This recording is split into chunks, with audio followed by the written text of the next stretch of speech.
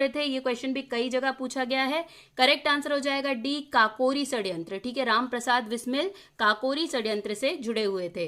देखिए, राम प्रसाद बिस्मिल प्रसिद्ध स्वतंत्रता सेनानी थे जो ऐतिहासिक काकोरी ट्रेन डकैती में शामिल थे। ये राजनीतिक डकैती थी और ये घटना छोटे से शहर काकोरी में हुई थी। लखनऊ सहारनपुर लखनऊ ट्रेन को पंडित राम प्रसाद बिस्मिल, चंद्रशेखर आजाद, असफकुल्ला खां, राजेंद्र लहिड़ी और रोशन सिंह ने लूट लिया था।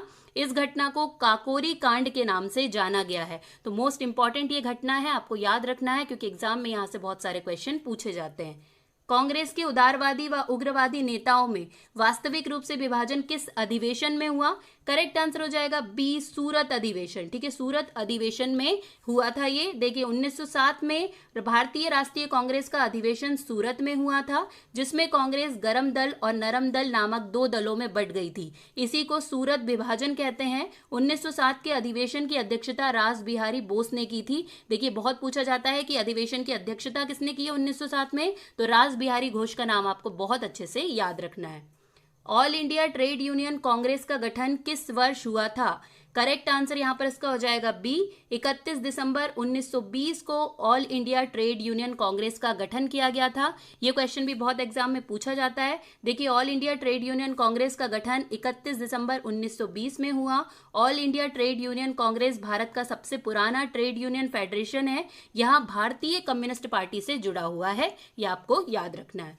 मैकडॉनल्ड अवार्ड के किस प्रावधान से गांधी जी को बहुत आघात पहुंचा? तो करेक्ट आंसर हो जाएगा सी, दलित वर्गों के लिए पृथक निर्वाचन क्षेत्रों की व्यवस्था मैकडॉनल्ड अवार्ड में की जा रही थी। इससे गांधी जी को बहुत ज्यादा आघात पहुंचा था। देखिए, 16 अगस्त 1932 को ब्रिटिश प्रधानमंत्री रैमजे मैकडॉनल्ड द्वारा भारत में उच्च वर्ग, निम्न वर्ग, मुस्लिम, बौद्ध, सिख, भारतीय ईसाई, एंग्लो इंडियन, पारसी और अछूत जो दलित आदि के लिए अलग अलग चुनाव क्षेत्र के लिए ये अवार्ड दिया गया था। ये सांप्रदायिक पंचायत आया था जिसका विरोध किया था गांधी जी ने। ये आपको याद रखना है और ये डेट भी याद रखनी है क्योंकि पूछ ली जाती है। क्रिप्स को भारत भेजने के लिए उत्तरदायी कारण क्या था? करेक्ट आंसर हो जाएगा डी, उपयुक्त सभी, ब्रिटेन पर मित्र राष्ट्रों का दबाव, गांधी जी के नेतृत्व में कांग्रेस का दृढ़ दृष्टिकोण, युद्ध की बिगड़ती हुई स्थिति और जापानी संकट, ये सभी कारण थे क्रिप्स मिशन भारत भेजने के।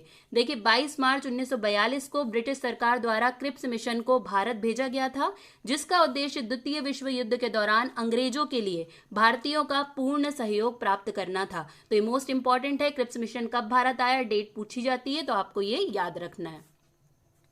अखिल भारतीय कांग्रेस के अधिवेशन में भारत छोड़ो प्रस्ताव कब पारित किया गया? यहां पर करेक्ट आंसर हो जाएगा, इसका करेक्ट आंसर यहां पर अब हो जाएगा ए, 8 अगस्त 1942। ठीक है, आपको याद रखना 8 अगस्त 1942। 8 अगस्त 1942 को बॉम्बे के वर्धा में अखिल भारतीय कांग्रेस कमेटी के अधिवेशन में गांधी जी ने भारत छोड़ो आंदोलन शुरू किया और करो और मरो का आह्वान किया। देखिए, ये भी पूछा जाता है करो और मरो का नारा गांधी जी ने किस आंदोलन के टाइम पर दिया है, तो आपको याद रखना है भारत छोड़ो आंदोलन के टाइम पर दिया है। वर्धा प्रस्ताव को भारत छोड़ो प्रस्ताव के रूप में भी जाना जाता है, ये भी आपको याद रखना है। नेक्स्ट देखिए, भारत की आजादी के समय ब्रिटेन के प्रधानमंत्री कौन थे? ये क्वेश्चन भी कई सारे एग्जाम में रिपीट हुआ है। आपको इसका सही आंसर याद रखना है डी, क्लेमेंट एटली, जो भारत की आजादी के समय ब्रिटेन के प्रधानमंत्री थे। देखिए, भारत की आजादी के समय ब्रिटेन के प्रधानमंत्री क्लेमेंट एटली थे।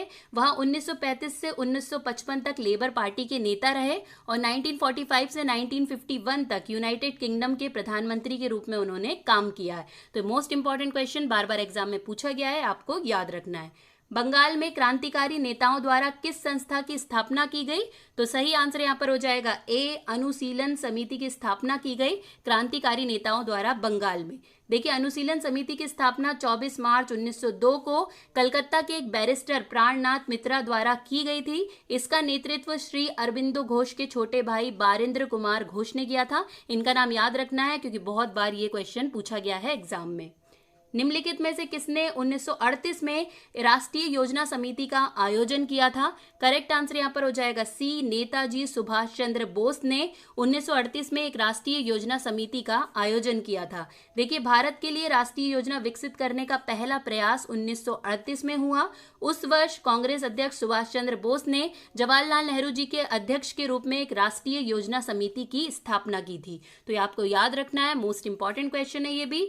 देखिए पूना समझौता की प्रमुख व्यवस्था क्या थी? यहाँ पर करेक्ट आंसर हो जाएगा डी, उपयुक्त सभी प्रावधान। ये सारे प्रावधान रखे गए थे किसमें? पूना समझौता में। देखिए सांप्रदायिक पंचायत के अंतर्गत प्रांतीय विधानमंडलों में दलितों के लिए केवल 71 सीटें निर्धारित की गई थी, जबकि पूना समझौता के अंतर्गत प्रांतीय विधानमंडलों में दलितों के लिए 147 सीटें आवंटित की गई थी। इस समझौते के तहत विभिन्न प्रांतों में दलितों के लिए सीटें सुरक्षित कर दी गई थी, इसलिए पूना समझौता मोस्ट इंपॉर्टेंट है, बार बार एग्जाम में ये पूछा जाता है।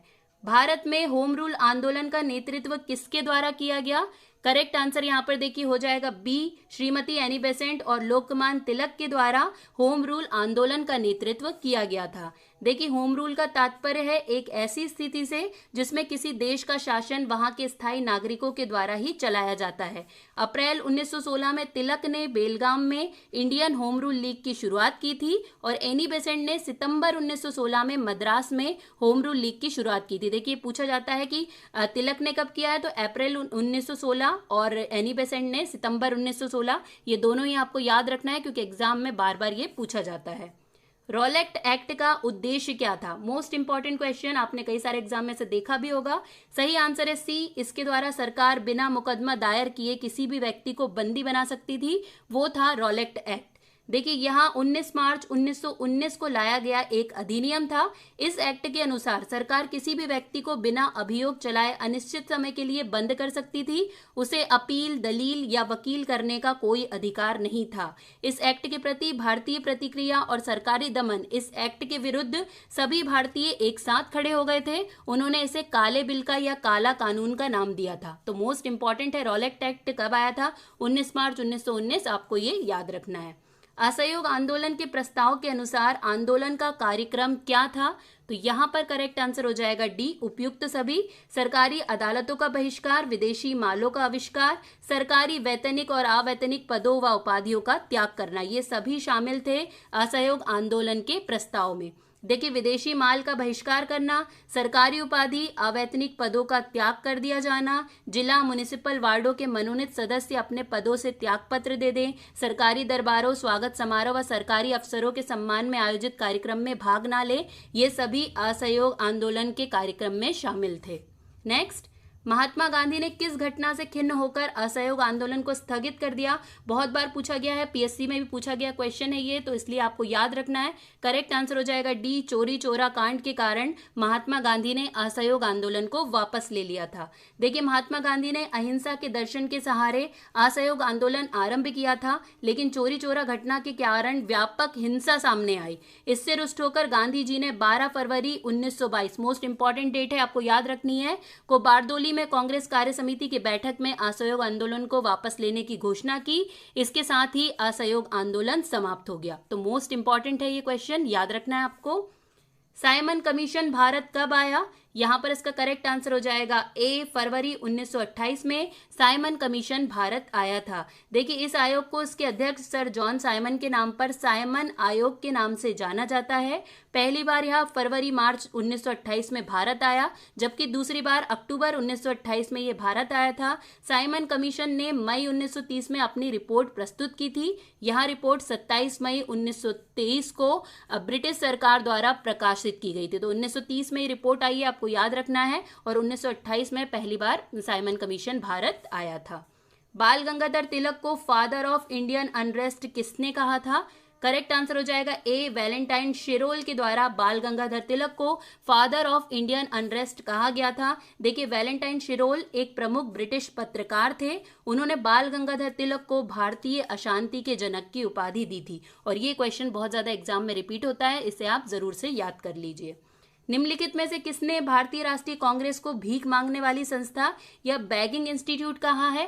तो यहाँ पर करेक्ट आंसर हो जाएगा ए, बाल गंगाधर तिलक ने ऐसा कहा है। देखिए उग्र विचारधारा वाले नेताओं ने भारतीय राष्ट्रीय कांग्रेस के बारे में नकारात्मक टिप्पणियां की थी, तो बाल गंगाधर तिलक ने क्या कहा था? भारतीय कांग्रेस को बैगिंग इंस्टीट्यूट की संज्ञा दी है, ठीक है, या भीख मांगने वाली संस्था कहा है। तो ये आपको याद रखना है क्योंकि ऐसे क्वेश्चन बहुत ज्यादा एग्जाम में पूछ लिए जाते हैं।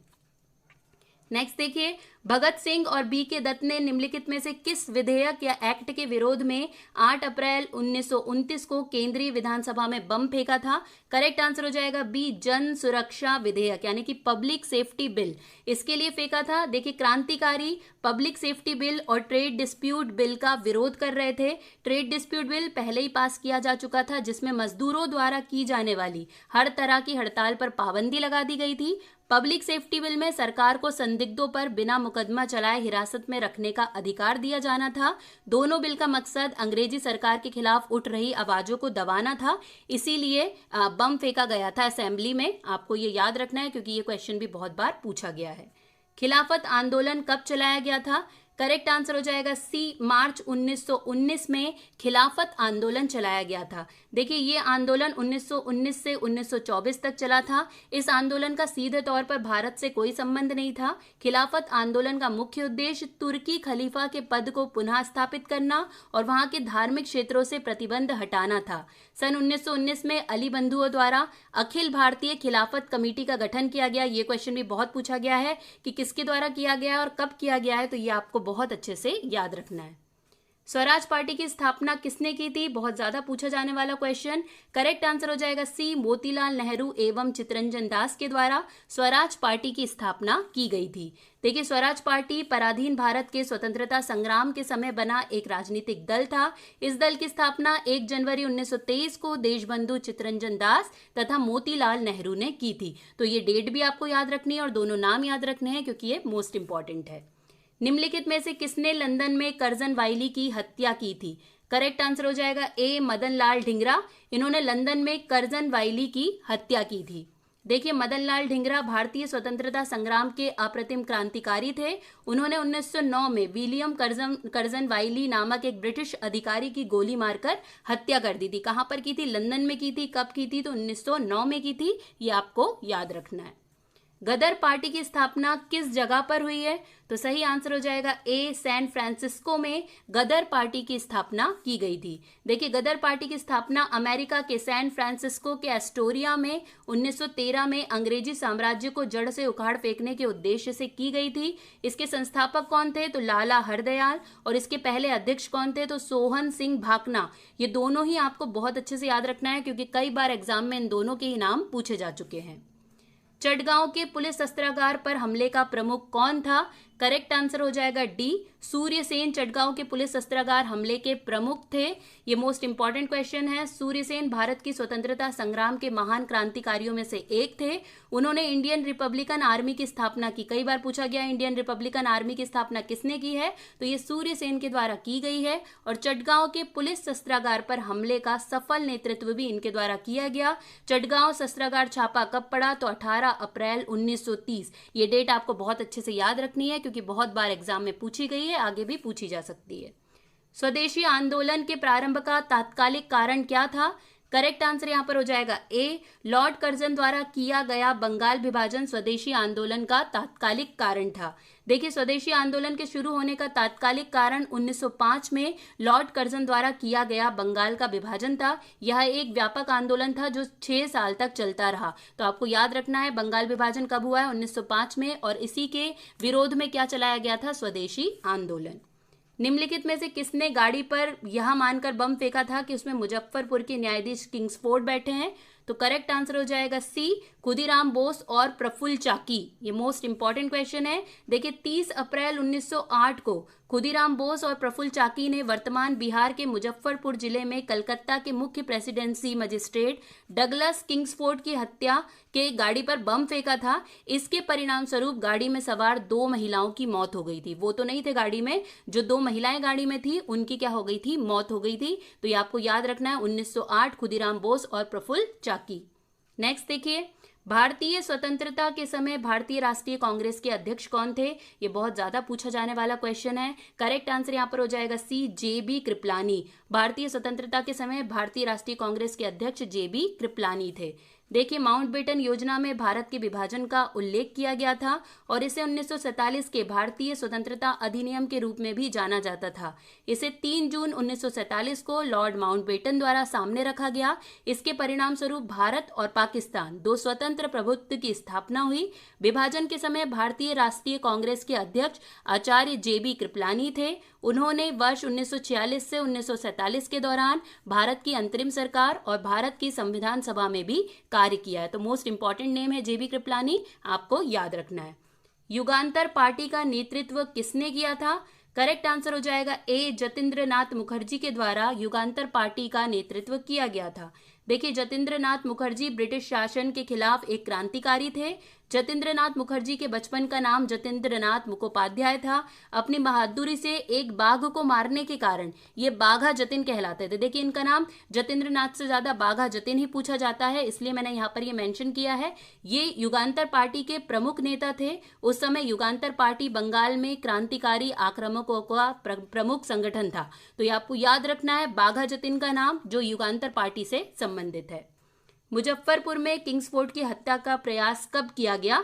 देखिए, इस तरीके से भी क्वेश्चन पूछा गया है। सही आंसर हो जाएगा A, 1908 में किंग्सफोर्ड की हत्या का प्रयास किया गया था मुजफ्फरपुर में। देखिए, 30 अप्रैल 1908 को बिहार के मुजफ्फरपुर में खुदीराम बोस और प्रफुल्ल चाकी ने किंग्सफोर्ड की बग्घी में बम फेंका था। दुर्भाग्य की बात यह थी कि उस बग्घी में किंग्सफोर्ड मौजूद नहीं थे। दुर्भाग्यवश राष्ट्रीय आंदोलन से हमदर्दी रखने वाले मिस्टर कैनेडी की पत्नी और पुत्री मारे गए थे। पुलिस से घिराव देख, मतलब पुलिस ने उन्हें घेर लिया था। पुलिस से घिरा देख खुदीराम बोस के जो साथी थे प्रफुल्ल कुमार चाकी, उनने खुद को गोली मारकर अपनी शहादत दे दी थी और खुदीराम बोस पकड़े गए थे, उन्हें फांसी की सजा सुनाई गई थी। तो ये भी पूछा जाता है कि खुदीराम बोस को किस केस में फांसी की सजा हुई है और कब हुई है। तो आपको याद रखना है कि 1908 में। ये मोस्ट इंपॉर्टेंट है, बार बार पूछा जाने वाला क्वेश्चन है। नेक्स्ट देखिए, हिंदुस्तान रिपब्लिक एसोसिएशन HRA की स्थापना किस वर्ष हुई? करेक्ट आंसर यहां पर इसका हो जाएगा B, 1924 में HRA की स्थापना हुई है। देखिए, 1924 में हिंदुस्तान रिपब्लिकन एसोसिएशन का कानपुर में गठन हुआ। बंगाल, उत्तर प्रदेश, पंजाब, मद्रास आदि प्रांतों में इसकी शाखाएं स्थापित की गई। यह एक क्रांतिकारी दल था जिसमें सचिंद्रनाथ सान्याल, योगेश चटर्जी, रामप्रसाद बिस्मिल जैसे प्रमुख क्रांतिकारी ने ये ग्रुप बनाया था। और भगत सिंह, चंद्रशेखर आजाद, सुखदेव, भगवती चरण आदि युवा क्रांतिकारी भी इसके सदस्य थे। तो ये मोस्ट इंपॉर्टेंट है, आपको याद रखना है। नेक्स्ट देखिए, भगत सिंह, सुखदेव और राजगुरु को किस केस में फांसी की सजा सुनाई गई थी? ये क्वेश्चन बहुत बार रिपीट हुआ है, बार बार पूछा जाने वाला क्वेश्चन है। करेक्ट आंसर इसका क्या हो जाएगा? तो करेक्ट आंसर है C, लाहौर षड्यंत्र केस में इन्हें फांसी की सजा दी गई थी। देखिए, लाहौर षड्यंत्र केस के अंतर्गत भगत सिंह, राजगुरु और सुखदेव को फांसी की सजा सुनाई गई, जबकि बटुकेश्वर दत्त को काला पानी की सजा देकर सेलुलर जेल अंडमान भेज दिया गया। उन पर ब्रिटिश अफसर जॉन सैंडर्स की लाहौर में हत्या का आरोप लगा था। इस मामले को लाहौर षड्यंत्र केस कहा गया। सैंडर्स को गलती से मार दिया गया था क्योंकि असली निशाना उनका एक अन्य अधिकारी था जिसका नाम क्या था? James Scott. वो जेम्स स्कॉट को मारना चाहते थे जो लाठी चार्ज के लिए जिम्मेदार था, जिसमें लाला लाजपत राय की मौत हो गई थी। इसलिए स्कॉट को मारना था, लेकिन मर गया था सैंडर्स, तो इसीलिए उनको फांसी की सजा हुई थी। ये आपको याद रखना है, बहुत बार पूछा गया क्वेश्चन है। अब बारी है लास्ट क्वेश्चन की। निम्न में से किस एक को लाला लाजपत राय ने अपना राजनीतिक गुरु माना या उन्हें मानते थे? तो करेक्ट आंसर यहां पर हो जाएगा B, मेजनी। ठीक है, मेजनी थे जिन्हें लाला लाजपत राय अपना राजनीतिक गुरु मानते थे। देखिए, लाला लाजपत राय इटली के क्रांतिकारी मेजनी के जीवन वृत्त को पढ़ने के बाद उन्हें अपना राजनीतिक गुरु मानने लगे। मेजनी की उत्कृष्ट रचना द ड्यूटीज ऑफ मैन का भी उर्दू में अनुवाद किया है लाला लाजपत राय ने। तो ये आपको याद रखना है, मोस्ट इंपॉर्टेंट है, बार बार पूछा जाने वाला